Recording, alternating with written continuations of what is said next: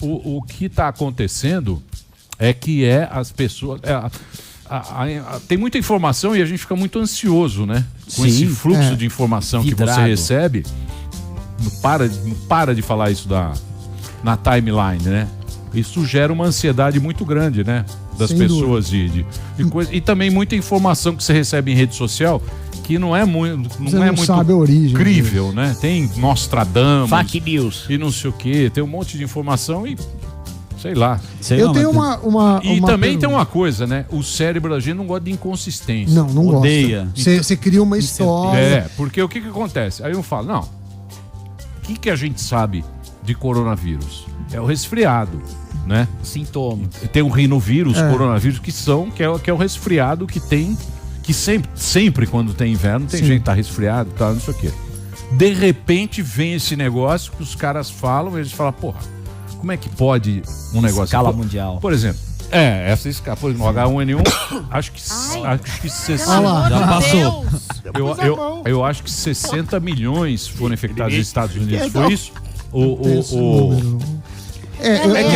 Eu sei que foi controlado rapidamente, né? Então, mas a gente não sabe, porque a gente não é expert. Não. Então, esse é que é o negócio. É um assunto técnico que a gente não sabe direito e fica palpites. Fica dando palpite e informando todo mundo. Porque como você tá ligado numa rede que todo mundo tá ligado... que a gente tá vendo que tá acontecendo lá fora, né, Emílio? O que ela tá falando é só uma coisa aqui. O Mion falou, Marcos Mion. Sim. Ele falou que lá na França fechou tudo, que na Espanha toda a população também tá em quarentena, nos Estados Unidos Europa também fechou. Declarou 30 dias, fechou. Então, se os caras estão fazendo isso, o Sam que é um cara que tem mais coerência, imagino eu. Você não acha que a gente deveria fazer algo parecido pra se prevenir? Eu acho que tem duas coisas. Primeiro que a gente tem que olhar, como começou mais tarde aqui, a gente pode olhar como foi a curva nos outros países. Então você tem exemplo da China, você tem Japão, você tem Coreia, você tem Estados Unidos e Itália, e cada um tomou... Calma aí, só um minutinho. Cada um tomou uma medida, então a gente pode ver isso. Mas o que preocupa a população, eu acho que além da saúde, é a economia, porque o desemprego no país estava melhorando, mas ainda é muito alto, você tem uma economia andando de lado há muitos anos. E aí eu pergunto pro Léo, assim, o Paulo Guedes ontem foi na CNN, você viu? Tem uma entrevista falando, dá para esperar 2,5. E tem uma treta dele com o Rodrigo Maia. Tem. 2,5 de crescimento do PIB. É muito difícil. Hoje já estão falando, não no Brasil, mas no mundo, que vai crescer só 0,4 esse ano e o segundo tri vai ser um enxugamento, uma recessão de 5%. Aí, primeiro, sei que teve uma discussão aí, Léo, sobre o PIB privado e PIB público, porque aí o Paulo Guedes fala assim, olha... O privado é o PIB gerado pelas empresas, o público é do governo. Então a gente está com o PIB baixo, mas as empresas estão gerando mais proporcionalmente que antes. Então tem essa discussão. E segundo, vai bater em desemprego esse ano? Como que a gente estima o PIB? Certo. Que a pessoa quer saber se vai ter lógico emprego. Que vai ter, pô. Não, mas quanto? Os caras fechou tudo, então, ninguém tá comprando. Qual que é a soma? Mas ninguém sabe. Não, mais ou menos.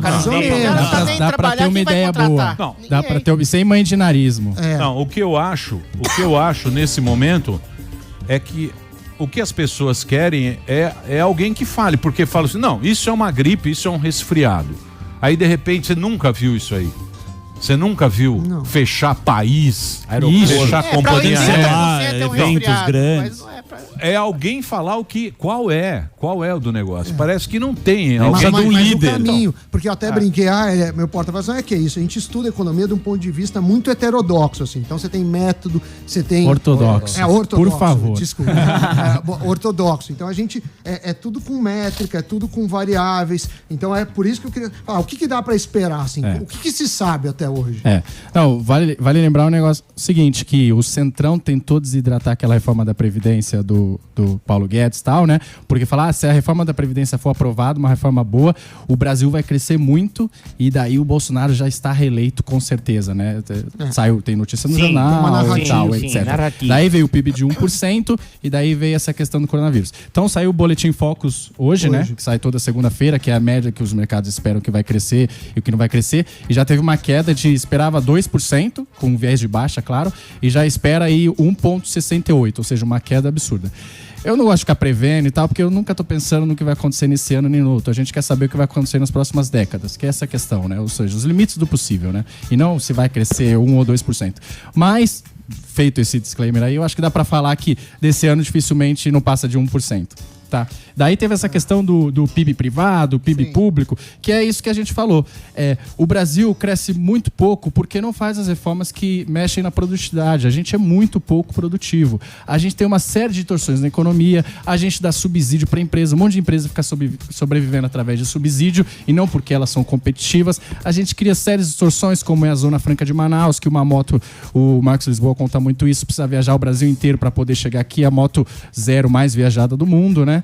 Então, com essa questão aí do coronavírus, já foi o crescimento. Nos próximos 2 anos, como eu falei, se não fizer nada em termos de reforma, nossa produtividade vai continuar baixa e a gente não vai crescer nada além do que a gente cresceu. E daí, aí eu deixo a política aqui pro Daniel José, porque eu acho que... a política não ajuda, né? Por isso que o povo foi pra rua. Exato. A política não, quando a política não ajuda, os caras vão pra rua. Esse que é o problema. Não é que não dá pra ficar indo todo dia pra rua, porque nunca ajuda. Nunca ajuda. Eu sei, mas vem aqui, fala,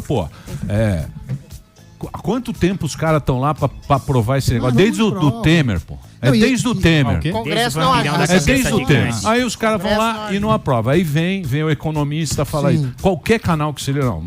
O economista aí cai na política e já mela o jogo. Trava o jogo. Aí o cara vai pra rua, fala, porra. Entendeu? Mas tem que ser justo agora. A reforma tributária e a reforma da administrativa, exatamente. A gente está 1 ano e meio, 1 ano e 2 meses aí, e não foi apresentado ainda. Mas então não é só o Congresso. O Executivo não tem feito a parte dele e a gente tem que ser justo. Porque o Rodrigo Maia coloca na gavetinha. Não é gaveta. Não foi sequer apresentada. A administrativa vai mexer em interesses do funcionalismo público. E o Bolsonaro, de alguma forma, sabe. Se você não fizer uma reforma mais enxuta... impopulares. Se ela for impopular, mexer com interesse específico de funcionalismo público, tem lobby no Congresso e não vai ser aprovada. Exato. Eis o problema. Aí o Congresso vai chantagear o governo e vai aprovar uma reforma de merreca. Esse o motivo de estabelecer um tipo de diálogo para além de lobby, para além de chantagem com o Congresso. O Congresso, durante 30 anos, chantageou governos, loteou espaços no governo, recebeu suborno por votação, nunca teve exatamente um interesse específico na nação, mas nos próprios interesses. E eu acho que é muito legítimo esse tipo de manifestação de rua, ainda que sob o risco do coronavírus, porque é a primeira vez que o povo está ficando consciente do papel do Congresso, do Legislativo no poder. De que às vezes o Executivo quer, mas o Legislativo não deixa e chantageia o Congresso. Mas não são as manifestações num período que tem um coronavírus que vão aumentar a consciência. Com você. Não, a consciência da população está aumentando. Tanto que eu, por exemplo, estava lá no mercado financeiro, fazendo outras coisas, decidi largar tudo e me candidatei pela primeira vez. Sem que ninguém da minha família participou de política, nada disso. E eu fiz isso porque eu concordo contigo. A gente tem que começar a ir nos espaços de política para defender ideias. E não para ficar querendo negociar uma coisa ou outra, cargo e não sei o que, vantagem. Quanto tempo a gente tem que as pessoas votam, nem lembram em quem votam para deputado? Porque elas colocam tudo no cangote do Executivo. O brasileiro acha que o presidente resolve tudo. Pela primeira vez, a gente está percebendo gente na rua criticando os outros poderes para além do Executivo. E a gente percebe uma manifestação assim, não pode mexer com o Congresso, que é contra as instituições. Não, é contra chantagistas, maus congressistas, que infelizmente ainda são a maioria, que chantageiam o Executivo por tudo e qualquer coisa. Ou seja, talvez com essa manifestação, o povo possa votar de maneira mais consciente nos congressistes. Não, tomara, mas eu reforço aqui o ponto que o Leonardo levantou. Né? Existem erros dos dois lados. Claro. Não, a atuação não está sendo impecável em alguma das partes, né? Tem erro em todas as partes e a gente tem que apontar cada um deles, né? Qual que é o maior erro do mas não tem governo? Nada perfeito também. Não, exato. Os caras querem um puta negócio mas perfeito. Por exemplo, logo depois, uma reforma da Previdência que teve apoio popular, né, que as pessoas entenderam a necessidade da reforma. Não enviar uma reforma administrativa, sendo que a narrativa é a mesma, é o combate aos privilégios e tudo mais, foi um erro tremendo no meu ponto de vista. Já deveria Mas ter teve o Chile, o Lula, lembra lá do Lula? Do Chile. Teve o Chile lá quebrando pau. A população já estava apoiando com um peso muito grande a reforma da Previdência. Se aproveitasse essa onda para levar a administrativa, eu acho que já teria... Mas e lá o Chile? Não lembra do Chile? Quebrando pau lá Aqui na América, falaram o Brasil vai ser o próximo. Que os liberais destruíram o país. Você lembra disso ou não? Lembro. A gente esquece. Foi a recente. gente esquece. Aí fala, irmão, se aproveitasse aquele momento, se aproveitasse esse momento, a gente ia ser a China hoje, porra. E agora tem há 100 anos aqui. Há 100 anos aqui ninguém aproveita porra nenhuma nesse país. Sempre essa mesma história, bicho. Não, e agora tem um terceiro. 100 anos. Tem um terceiro elemento. Se a gente aproveitasse o momento do Fernando Henrique Cardoso há 50 anos. Sempre o momento aí a gente é o país do futuro. É o país do futuro que não chegou.